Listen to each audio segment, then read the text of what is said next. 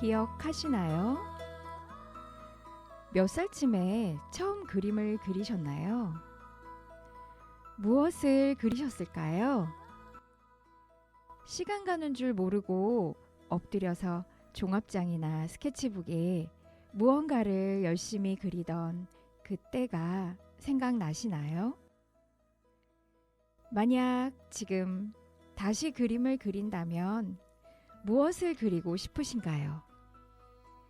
여기 별별 미술관에서 마음껏 그려볼 수 있습니다.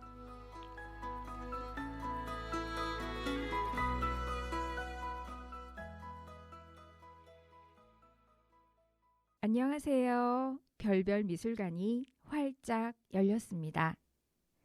저는 봄 그림 DJ 성선화예요. 세상의 모든 이야기를 그림을 통해서 재밌게 나누어 보고 어릴 적 순수했던 때로 돌아가 다시 그림도 자유롭게 그려보는 새로운 미술관, 별별 미술관입니다. 근데 조금 이상한가요? 보이지도 않는데 그림을 보는 미술관이라고?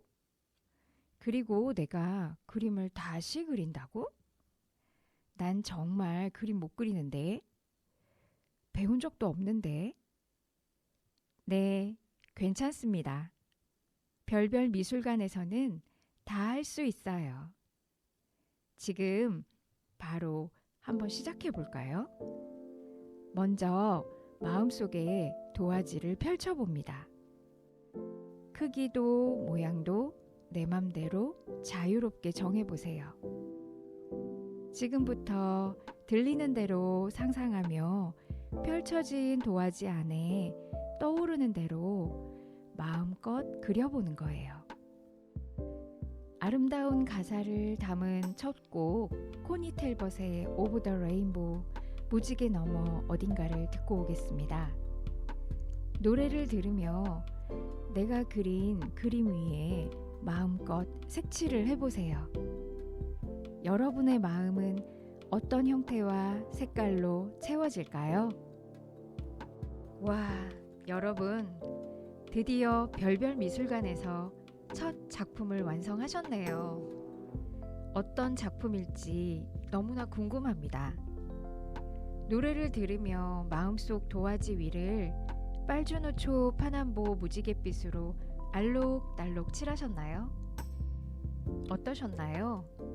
이렇게 그림을 마음속에 그려보셨는데 아마도 저마다의 감성으로 멋진 작품을 만드셨을 거라고 생각해요. 그림은 이렇게 그리는 거예요. 어려운 게 아니죠. 그림을 잘 그린다는 건 나만의 감정을 잘 찾아내는 것 같아요. 그런 이야기 보따리를 하나씩 풀어보는 이곳은 그림 속 재미난 세상 이야기를 담은 별별 미술관입니다. 오늘은 어떤 이야기를 펼쳐볼까요? 빈센트 반 고흐라는 화가를 아시나요? 잘 알고 계신다고요? 정말 좋아하는 화가라고요? 맞아요. 빈센트 반 고흐는 우리에게 너무나도 잘 알려져 있죠. 해바라기나 귀를 자른 자화상도 유명하고요. 우리가 잘 아는 그 빈센트 반 고흐가 좀 전에 들은 노래 속에서처럼 무지개 너머 어딘가를 향해 손을 내밀듯 이런 꿈을 꾸며 그린 그림이 있습니다. 바로 별이 빛나는 밤이라는 작품이에요. 생내미에 있는 정신병원의 병실에서 작은 창문을 통해 바라본 밤하늘. 무지개 대신 어두운 밤하늘에 반짝이는 달과 별을 보며 자신만의 간절한 소원을 빌었습니다. 병실 창문에 창살 너머 반짝이는 별들은 빈센트 반 고흐의 유일한 안식이자 희망이었습니다. 알고 계시나요? 빈센트 반 고흐는 두 점의 별이 빛나는 밤해를 그렸어요. 하나는 1888년 프랑스 아르에서 그린 롱강의 별이 빛나는 밤이고 1년 뒤 1889년에 생레미 생폴드 정신병원에서 그린 다른 별이 빛나는 밤에가 있습니다. 두 작품을 비교해 볼까요? 먼저 롱강의 별이 빛나는 밤은 작품 사이즈가 92cm, 72.5cm 크기입니다. 앞에 서면 딱 보기 좋은 작품의 사이즈입니다. 이제 그림을 좀 더 자세히 들여다볼게요. 들리는 대로, 느껴지는 대로 마음의 눈으로 천천히 바라보시면 됩니다. 먼저 그림을 3등분하면 위쪽에는 코발트 블루의 푸른빛으로 색칠이 되어서 환상적인 밤하늘이 펼쳐집니다. 진한 남색의 붓질로 그려진 밤하늘 위에 노랗게 빛나는 별들이 수놓은 듯 가득 있습니다. 남색과 노랑의 강한 보색 대비가 별을 더 강조해서 센 노랑으로 보여서 마치 푸른 밤하늘에 폭죽이 터지듯 아주 밝게 빛나고 있습니다.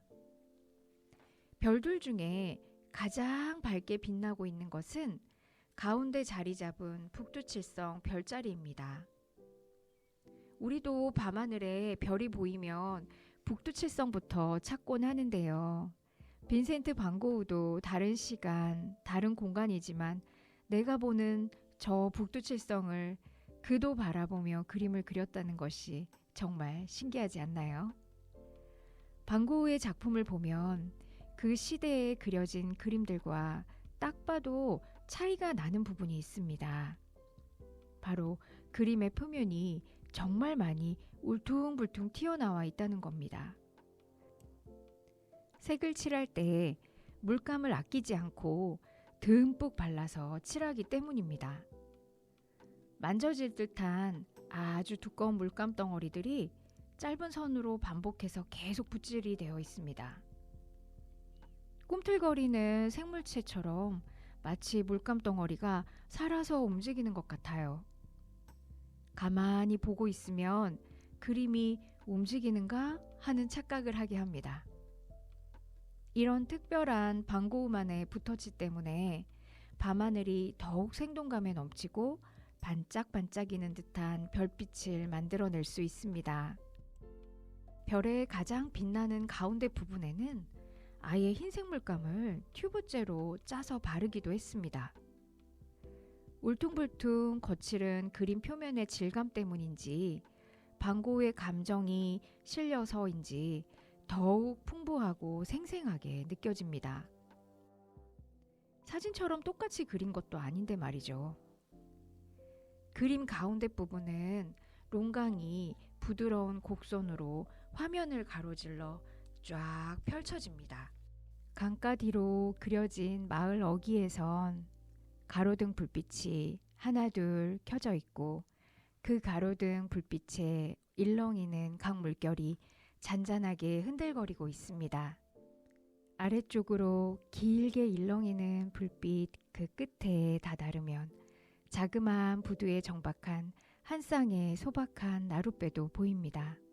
아래쪽 강둑 위로는 별빛과 가로등빛이 섞이어 따뜻하게 땅을 비추고 있고 밤거리를 산책하는 조금은 술에 취해 서로의 몸을 기댄 다정한 연인도 보입니다. 왠지 따뜻한 불빛들이 이 연인을 따라가는 느낌으로 부드럽게 표현되어 있는 것 같습니다. 숨도 안 쉬고 그린 것 같은 반 고흐만의 열정적인 붓터치는 바라보고 있으면 롱강의 풍경과 냄새와 소리가 들리는 듯합니다. 잔잔한 강물 소리와 강가에 비쳐 어울거리는 가로등 불빛들, 그리고 밤하늘의 노란 별빛이 눈이 부시게 느껴지는 듯 세상에서 가장 평화로운 밤을 그려놓은 듯한 론강의 별이 빛나는 밤입니다. 실제로 당시 반 고흐가 고된 파리 생활을 청산하고 따뜻한 햇빛을 찾아 남프랑스의 작은 소도시 아르리라는 마을로 마음의 안식을 찾아왔습니다. 방고우가 일생 중에 가장 평온하고 행복한 시간을 보낸 시기입니다. 고작 채 2년도 안 되는 시간이었지만 말이죠. 아르레 햇빛, 주변의 소박하고 정겨운 마을 풍경, 별이 무수히 빛나는 하늘을 무척 좋아했었다고 합니다. 언제나 고독했던 빈센트 반 고흐에게 밤하늘에서 늘 한결같이 반겨주는 반짝이는 별은 그의 마음의 위로이자 유일한 희망이었습니다. 그래서일까요? 롱강의 별이 빛나는 밤 이 작품은 마음이 불안한 사람들에게 보여주면 진정되는 효과가 있다고 합니다. 그림에 사용된 푸른색은 실제로 스트레스를 없애는 효과가 있는데요. 과학적으로 연구한 결과에 따르면 청색광에는 혈압이 안정되고 평온한 감정이 만들어진다고 하죠. 론강의 별이 빛나는 밤도 청색광으로 그려진 그림이라서 그럴까요? 빈센트 반 고흐가 유일하게 편안하고 행복한 시기에 그렸던 그림이라서 그럴까요? 이런 모든 이야기가 담겨서 보는 이들에게 편안한 마음을 느끼게 해주는 것이겠지요. 다음 곡은 그가 바라본 밤하늘을 상상하며 들어보겠습니다. Starry, starry night. 잘 들으셨나요? 음악과 함께 반고흐가 느꼈던 아름다운 밤하늘을 같이 느껴보셨나요? 이 노래는 미국 가수 돈 맥클린이 반고흐의 전기를 잇고 그의 삶과 예술 세계를 추모하며 만든 곡으로 알려져 있습니다. 마치 별이 빛나는 밤에 별 무리가 부드럽게 소용돌이치는 이미지가 연상되는데요. 정말 언제 들어도 아름다운 곡입니다. 빈센트 반 고흐가 아르에서 지내면서 그 시기에 집중적으로 정말 많은 그림을 그렸고 그 작품은 100년이 지난 지금까지도 많은 사랑을 받고 있습니다. 근데 빈센트 반 고흐는 어떻게 화가가 되었을까요? 이렇게 세계적으로 사랑받는 화가가 20대 후반이 되어서 그림을 배우고 30살이 되면서부터 화가다운 그림을 그리기 시작했다는 사실은 큰 놀라움을 줍니다. 지금도 30살이 되어서 화가가 된다고 하면 쉽지는 않은데요. 반 고흐의 생애를 조금 살펴보면 이해가 되긴 합니다. 1853년 3월 30일 네덜란드의 준데르트라는 시골 마을에 목사 집안에서 장남으로 태어났습니다. 몸도 허약했고 정신쇠약도 있었던 반 고흐는 화랑의 점원, 기숙학교의 선생님, 서점 점원, 선교사, 많은 다양한 직업을 가지기도 합니다. 결국 종교에 심취하여 할아버지, 아버지처럼 목사가 되고자 했고 신학 공부를 했지만 히브리어 과목에서 낙제하여 목사 시험에서 떨어지게 됩니다. 여기저기 매체를 통해 미치광이라고 알고 있는 반 고흐가 사실은 엄청나게 똑똑하고 독서광이었다는 사실 알고 계신가요? 신학 서적은 물론이고 많은 문학 작품을 탐독했고 언어에도 재능이 뛰어났습니다. 네덜란드 사람이었지만 프랑스와 영어, 독일어까지 유창한 수준이었다고 합니다. 글도 잘 썼죠. 동생 테오 반 고흐와 주고받은 편지 700여 통이 책으로 나와서 그 자체만으로도 문학적으로 충분히 가치가 있고 무엇보다 빈센트 반 고흐의 그림을 이해하는 데 큰 도움을 주고 있어요. 목사 시험에서 떨어지고 낙심한 반 고흐에게 동생 테오는 그림을 그려보라고 조언을 합니다. 예전에 삼촌의 구피라랑에서 그림을 사고 파는 일을 몇 년 동안 해오면서 많은 그림을 봐왔고 틈틈이 스케치를 해왔던 반 고흐에게 화가로서의 길은 금방 숙명처럼 다가옵니다. 평소에 존경해온 화가 밀레의 작품에서 영향을 받아 정직한 농부의 삶의 모습을 그려서 목회자의 신념을 담은 화가의 길을 나서게 됩니다. 이때 나이가 이미 20대 후반이었습니다. 하지만 그의 불붙은 열정은 아무도 못 말렸죠. 테오가 있는 파리로 건너와서 당시 유행하던 인상파와 교류를 하게 되었고 빛과 색을 탐구하게 됩니다. 그리고 그만의 더욱 아름다운 색을 찾아서 프랑스 남부 아를로 온 방고우는 행복과 희망이 가득 찬 그곳에서 예술 공동체를 만들고 싶어 했어요. 우여곡절 끝에 유일하게 함께하게 된 화가는 폴 고갱이었습니다. 평소 존경하던 폴 고갱과 함께한다는 기쁨에 처음에는 넘치는 희망과 설레는 마음으로 시작을 했죠. 아르레 집을 노란색으로 색칠하고 폴 고갱을 환영하기 위해서 그린 해바라기 그림도 쉬지 않고 연작으로 그렸습니다. 드디어 아르레 노란 집에서 폴 고갱과 함께 그림을 그리게 되는데 어땠을까요? 안타깝게도 처음부터 둘의 작업 활동은 삐걱거렸습니다. 방고우와 폴 고갱은 예술관도 틀리고 성격도 많이 달랐습니다. 둘은 너무나 많이 다투었고 방고우의 불안감과 절망감은 커져만 갔습니다. 그러던 그날 밤 무슨 일이 일어났던 걸까요? 방고우는 자신의 귀를 자릅니다. 폴 고갱도 서둘러 아르를 떠나고 말았죠. 이 사건은 신문을 통해 알려지게 되었고 아르레 마을 사람들마저도 방고우를 거부합니다. 결국 방고우는 스스로 생내미의 정신요양원에 들어가게 됩니다. 그곳에선 자유롭게 돌아다닐 수 없었기 때문에 병실의 작은 창문을 통해 밤하늘을 보면서 자신만의 상상 속에 별이 빛나는 밤을 그리게 됩니다. 우리가 많이 알고 있는 바로 그 그림입니다. 1889년에 그린 별이 빛나는 밤은 작품의 크기는 롱강의 별이 빛나는 밤과 비슷하지만 다른 점은 풍경을 직접 보고 그린 것이 아닌 많은 부분을 상상과 기억, 감정을 떠올려 자신만이 느끼는 외로운 감정을 담아 그려낸 작품이라는 겁니다.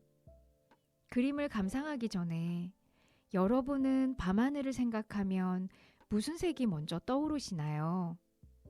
검정색이라고 하실 텐데요. 방고우의 눈에 비친 밤하늘은 까만 검정색이 아니었습니다. 힌트를 드릴까요? 다음 노래를 들으면 충분히 힌트가 될 것 같습니다. 성시경이 부릅니다. 제주도의 푸른밤.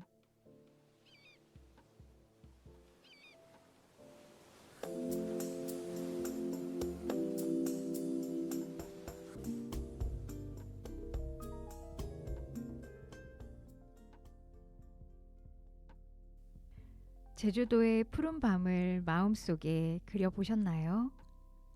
어떤가요? 힌트가 되었을까요? 이렇게 숙명처럼 화가의 길을 걸어가게 된 방고흐. 고통과 싸우며 생내미의 생폴드 정신병원의 병실에서 아주 작은 창문을 통해 바라본 밤하늘을 어떻게 그려냈을까요?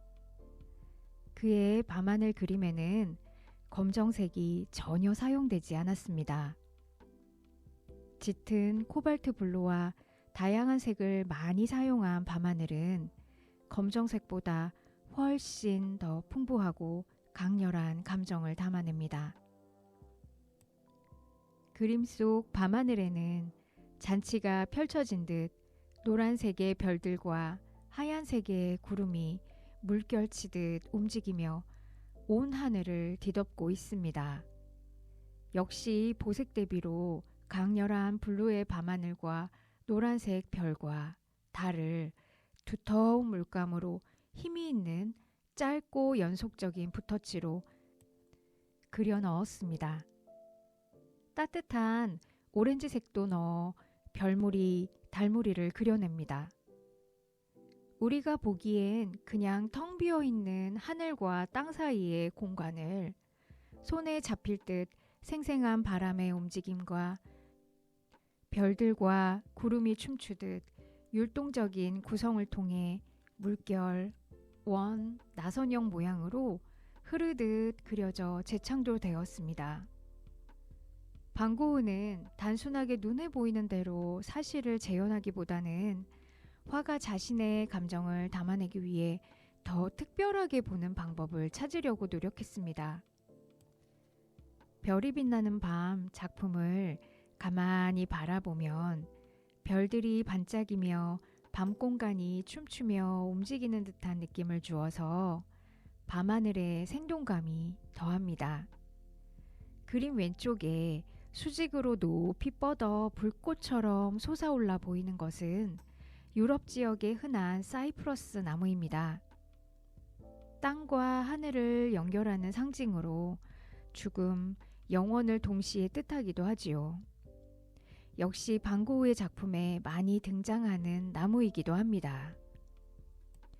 사이프러스 나무 옆쪽으로 나지막하게 쫙 펼쳐진 마을 역시 방고흐의 기억 속에 남아있는 고향 네덜란드 준데르트의 마을 모습을 그렸습니다. 그 중에 높이 솟은 첨탑 교회는 방고흐의 아버지 교회입니다. 다른 집들은 불빛이 있는데 교회의 건물에만 불이 꺼져 있습니다. 의미심장하죠? 무슨 의미였을까요? 아마도 그리움과 절망을 동시에 표현한 것이라고 봅니다. 이 그림을 그릴 당시 테오에게 보낸 편지 기록이 있어요. 이렇게 말합니다. 나는 오늘 새벽 해가 뜨기 전 창문을 통해서 아무것도 없고 아주 커 보이는 샛별밖에 없는 시골을 보았단다. 라고 적어 보냈습니다. 거기에서 샛별은 가장 밝은 금성입니다. 실제로 그림 안에 사이프러스 나무 옆에 가장 밝은 별을 그려 넣었는데요. 짧고 굵은 터치를 나열하여 동그랗게 주위로 점점 밝게 퍼져나가도록 그려놓았습니다. 밤하늘이 소용돌이 치듯 꿈틀거린다. 이처럼 방고흐는 대상을 눈에 보이는 대로 그대로 그리는 것이 아니라 화가로서 자신이 느끼는 감정을 자유롭게 표현하는 것을 더 중요하게 생각했습니다. 세상과 단절된 곳에서 모두가 잠든 새벽, 밤하늘을 홀로 올려다보며 방고흐는 생각했겠죠. 삶 이후의 죽음까지를. 그리고 혼신을 다해 그림을 그렸겠죠. 그림 속에 자신이 생각한 가치와 신념을 넘치도록 담아내었습니다. 우리가 빈센트 방고흐의 그림을 사랑하는 이유는 현실에 대한 어떠한 절망과 고통에도 결코 지지 않는 예술에 대한 열정, 그리고 작품에 대한 의지와 자신에게 주어진 삶을 받아들이고 사랑한 절대적 순수를 그의 그림 안에서 느낄 수 있기 때문입니다. 그래서 우린 방고흐의 그림을 그렇게 좋아하고 유명한 화가들 역시 최고의 예술가로 뽑는 것 같습니다. 빈센트 방고흐가 말합니다. 가장 어두운 밤도 언젠가는 해가 떠오를 것이다. 그래서 밤하늘의 별들이 나를 꿈꾸게 한다. 여러분들은 무엇이 꿈을 꾸게 하고 나아가게 하나요? 나에게 반짝이는 별과 같은 존재는 무엇인가요? 방고흐는 자신의 고통이 짙어질수록 위대한 작품을 남긴 화가로 기억되고 있습니다. 결국 방고흐의 예술 세계는 별이 되어서야 빛이 났지만 그 어떤 화가보다도 반짝이는 존재가 되었습니다. 여기서 잠깐 살아생전 단 한 점의 작품밖에 팔지 못했던 방고흐. 아무도 알아주지 않았던 방고흐를 누가 유명하게 만들어 주었을까요? 이상하지 않나요? 누가 우리에게 빈센트 반 고흐의 그림의 가치를 알려주었을까요? 우리에게 뜨거운 열정으로 기억되는 화가 반 고흐와 그를 너무나 사랑했던 동생 테오 가족의 이야기를 아시나요? 1890년 37살의 나이로 세상을 떠나기 전까지 화가로서 짧은 10년의 기간 동안 순수하고 뜨거운 열정으로 2,500여 점이 넘는 정말 많은 작품을 남겼습니다. 어떻게 그렇게 많은 작품을 집중해서 그려낼 수 있었을까요? 당시 사람들은 반 고흐를 아무도 인정해주지 않았지만 그에게는 평생 든든한 후원자가 곁에 있었습니다. 바로 동생 테오 반 고흐입니다.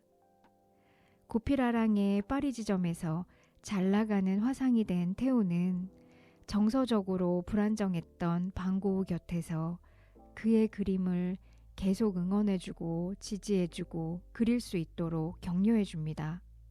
그리고 아낌없는 후원을 해주었죠.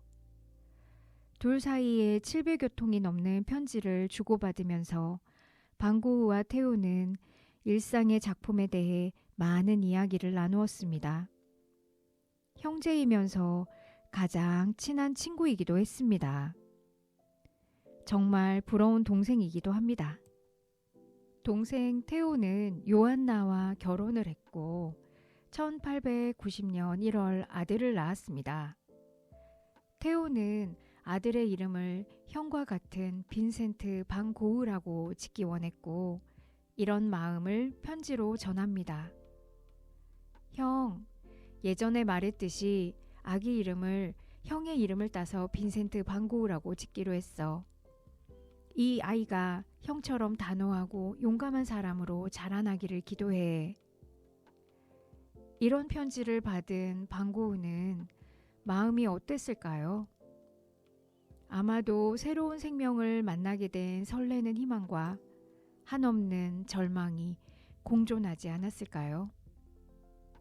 반 고흐는 조카가 태어난 것이 정말 기뻤지만 경제적으로 아무런 힘이 없었던 무능한 이름 없는 화가이자 정신병원에 있었기 때문에 조카를 보러 갈 수도 없는 삼촌이었죠. 정말 최악의 비극적인 상황이었습니다. 반 고흐 그가 그곳에서 할 수 있는 유일한 단 한 가지, 그림을 선물하기로 결심합니다. 인생의 가장 힘들고 우울한 시기, 자신의 이름을 조카가 물려받게 된 것이 미안하고 또 테오에게는 정말 고마웠을 겁니다. 태어난 새 생명은 부디 자신과는 다른 삶을 살기를 바라면서 그림을 그렸습니다. 빈센트 반 고흐. 이름이 같은 어린 조카의 파란 눈동자를 떠올리며 푸른색 배경에 하얀색 꽃이 활짝 핀 아몬드 나무를 그렸습니다. 1890년에 그린 꽃피는 아몬드 나무라는 작품입니다. 아몬드 꽃을 보신 적이 있으신가요? 반 고흐는 수많은 꽃나무 중에 왜 아몬드 나무를 그렸을까요? 그 이유는 무엇이었을까요? 그냥 예뻐서? 의미가 있어요. 아몬드 꽃은 유럽에서 가장 먼저 봄에 피어나는 꽃입니다. 새 생명의 탄생 선물로 너무나 잘 어울립니다. 아몬드 나무는 겉으로는 평온하고 화사한 자태를 뽐내지만 추운 날 잎이 나기도 전에 꽃이 씩씩하게 먼저 피어납니다. 매서운 추운 겨울바람을 견뎌내는 강인한 생명력으로 다른 나무보다 일찍 2월 이른 봄에 꽃을 피운다고 해요. 우리나라의 매화와 비슷하지요. 그래서 매화꽃도 사군자의 하나로 그려지고 군자의 강건한 신념을 나타내기도 하잖아요. 이처럼 반 고흐는 추운 날 메마른 가지의 잎이 돋기도 전에 가녀린 하얀 꽃을 용기 있게 피워내는 아몬드 꽃나무 그림으로 조카를 위한 삼촌의 마음을 온전히 전했습니다. 새 생명과 희망, 영원한 사랑을 상징하는 아몬드 꽃 그림으로 자신의 이름을 가진 조카의 탄생을 한없이 축복했습니다. 그림을 보면 아름다운 푸른 하늘색 배경과 그 배경색과 대비되는 순백의 하얀 아몬드꽃, 푸른빛 하늘 아래 순백색 꽃잎 사이사이에는 싱그러운 느낌으로 환희가 넘쳐 흐르는 듯합니다. 그리고 구불구불 뻗어나가는 올리브색 나뭇가지에는 단단하고 꿈틀거리는 강인한 생명력이 저절로 느껴집니다. 방고은은 밝고 환한 색깔로 꽃과 봉우리를 그렸습니다. 평소에 그리던 거친 붓자국과 어둡고 강한 색채에서 힘을 빼고 밝은 색감과 윤기 있는 부드러운 붓터치가 온화한 분위기를 자아내도록 정성을 다해 작업했습니다. 방고은은 어린 조카에 대한 사랑을 캔버스 위 아몬드 꽃에 듬뿍 담았습니다. 방고우가 그린 꽃 그림 중에 최고의 걸작이 완성된 순간이었죠. 그런 마음 때문인지 방고우의 다른 그림보다 훨씬 따뜻하고 밝은 기운이 느껴집니다.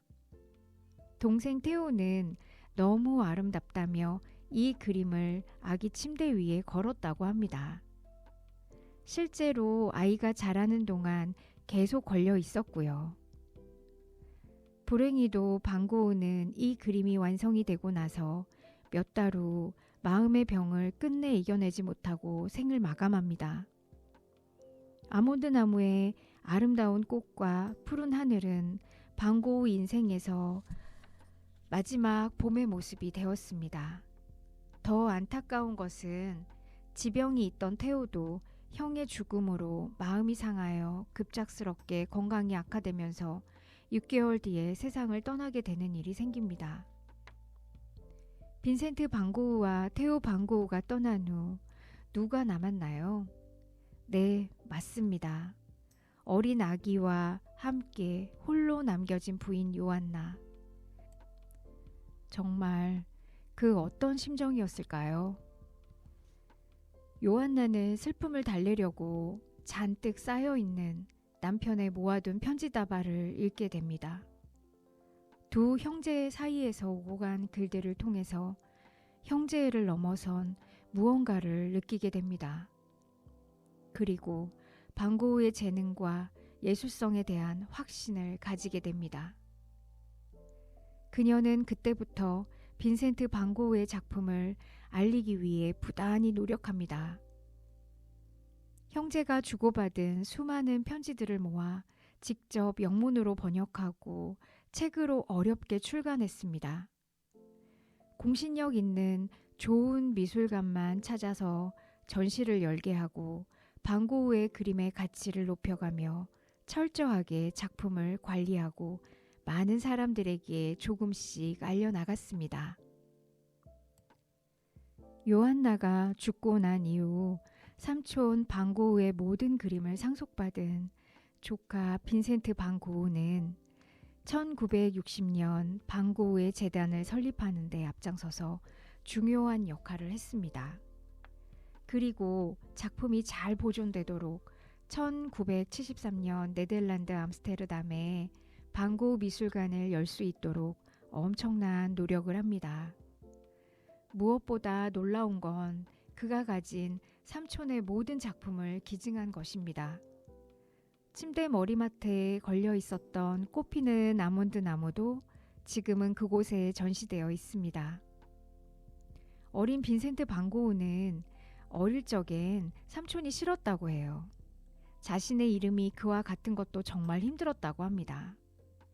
유명해지기 전까지 외롭고 괴팍하게 살다간 미치광이 화가라고만 알려졌기 때문에 놀림을 많이 받았다고 합니다. 그러나 어머니를 통해서 삼촌 방고우의 그림 안에 담긴 진심을 볼 수 있게 되었고 그도 삼촌 빈센트 방고우의 그림을 열렬하게 사랑하게 되었다고 합니다. 빈센트 반 고흐의 그림을 사랑한 가족들의 이러한 노력 덕분에 빈센트 반 고흐의 많은 작품들은 미술관에서 감상할 수 있게 되었죠. 어쩌면 아무도 알아주지 않아서 모조리 버려질 뻔했던 반 고흐의 작품들은 가족들의 이러한 사랑과 헌신 덕분에 세상의 빛을 볼 수 있게 된 것입니다. 그리고 시간과 공간을 뛰어넘어 그의 그림을 좋아하는 사람들에게 기억되고 위로가 되는 아름다운 작품으로 빈센트 반 고흐의 그림은 계속 살아남아 있습니다. 영원한 사랑이란 어떤 모습일까요? 서로를 그리워하고 사랑하는 마음에 그 빛이 점점 커지는 것.